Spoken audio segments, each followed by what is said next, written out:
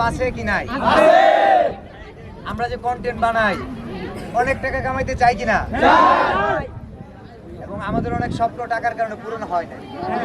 সত্য না মিথ্যা? তো আমার ওই সিন থেকে যখন আমার কাছে টাকা ছিল না, এখন তো আমার কাছে অনেক টাকা, যখন টাকা ছিল না তখনই আমি বলছিলাম যে টাকা হলে পূরণ হবে, তো আশা অপূর্ণতাই থেকে যাবে। তোমার ভালোবাসা, কার কার ভালোবাসা অপূর্ণ থেকে গেছে? সবাই সবার অপূর্ণ। আচ্ছা, মাঝে মাঝে মধ্যে কি মনে হয়, স্মরণ হয়? শুনে বলেন, স্মরণ হয়, মনে হয় যে মাঝে মধ্যে অজান্তে করে ফেলি স্মরণ, সবকিছু মানিয়ে নিয়ে বাস্তবতাকে ধরছি বরণ।